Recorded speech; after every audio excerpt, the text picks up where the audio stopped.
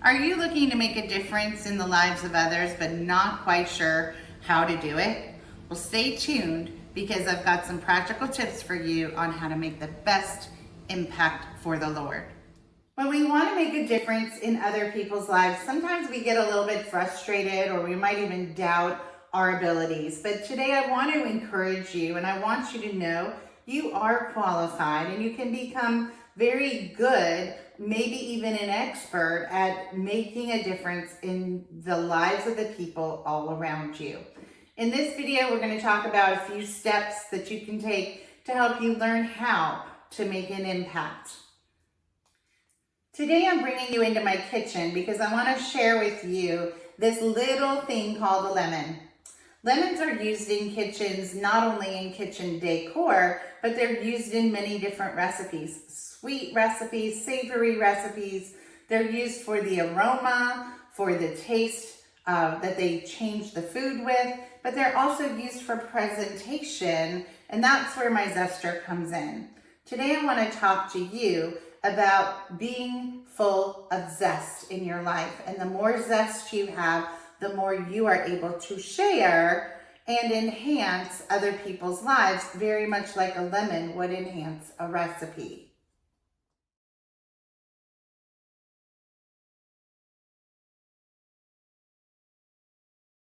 The first thing that I want to share with you, before I even talk about different practical steps, is the fact that if you truly want to make a difference in other people's lives, you have to be authentic.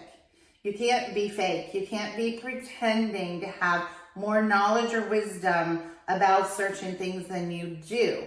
And that is so important. A true impact leader is going to have experience and going to be able to use that experience to help someone else.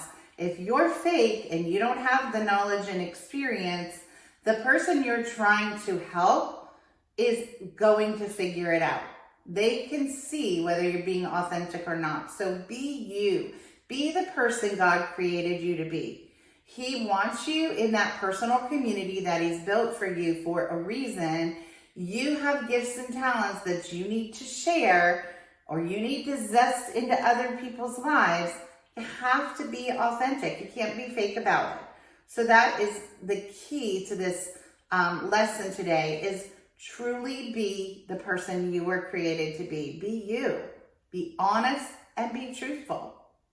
Now for practical steps, different ways we can influence the lives of others. Number one, just be willing to listen to other people. That means you have to put the cell phone down. You have to get away from the computer. You have to have your head up and you have to be looking at people, being willing to have conversations. And when you have those conversations and interact with others, that's when you're going to be able to listen to truly what they are saying, not just hearing their words going, I understand. But you're literally looking at them, listening to them, taking account of what their body language is like so you can truly get a sense of how the other person feels. Then you'll be able to do step number 2. So once you're able to listen well, step number 2 is where you're able to give encouraging words. Those encouraging words can come in the initial conversation. They can come later in notes of encouragement to that person. You might even want to write a letter or an email to them later on and encouraging them further down the road. But my friend, you can't encourage with words if you haven't listened to the need first. So number 1 is listen. Number 2 is encouraging them. Number 3, pay attention to people in your personal community and see who you can give a compliment to. One of the things God put on my heart many years ago was to look at somebody who is a little bit sad or downcast, or maybe kind of, you can tell, beating themselves up in the head a little bit as they're going through life. Look at that person and see what they're doing well and compliment them on something that they're doing well. It is an unexpected compliment that they will receive, and it's hopefully going to kind of pull them out of that little funk that they're in where they're thinking, I can't, I'm not good enough, whatever. Then you're pointing out something positive in their life, giving them a compliment is something you think they do very well, it should be a genuine compliment. It shouldn't be a fake thing. Truly something you see that they're doing really well and you're excited to see that. Or maybe you've even learned from them because of what they do. So I encourage you to be a noticer and look for things like that. The next step is very normal. When you think of impacting the lives of others, we think of using our hands. And we think of taking these hands, just like you're the hands and feet of God and you're helping people with them. So that's kind of an obvious one. Be willing to use your time and energy to help others, physically helping them, whether you're helping them with a task where you're carrying something for them. Maybe you're helping them move. Could be something different because maybe they're sick and they need you to cook for them or help watch their children, watching their dog, taking their dog for a walk. Maybe even watching a house while they're gone. Maybe somebody is in the hospital and you're kind of managing and watching the outer part of their house for them while they're in their hospital stay. It could be anything, but keep your eyes open for opportunities when you can actually use your hands to bless other people. You might want to fix items as well, okay?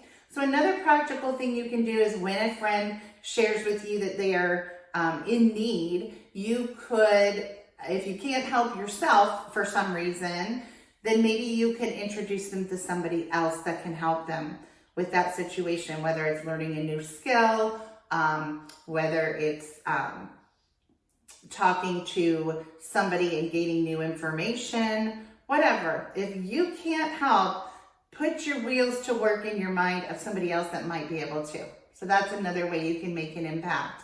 And lastly is being willing with your gifts and talents and the things you've learned in your life to reteach. Be that teacher. Go ahead and share those skills that you've learned that actually in some ways have come easier to you. Share those with other people.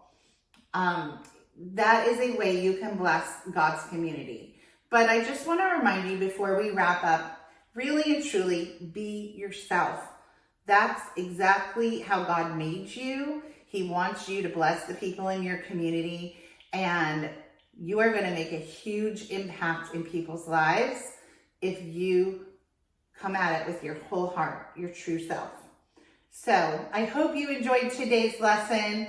I have enjoyed being in my kitchen and I can't wait to eat my little treat right here. But I hope you have a fantastic day. If you've enjoyed watching this video, please subscribe if you haven't already and consider watching some of the other videos and things on the channel. But also, this might be a way you encourage someone else, is just pointing them to this channel where they can get more encouragement on their walk with the Lord as well.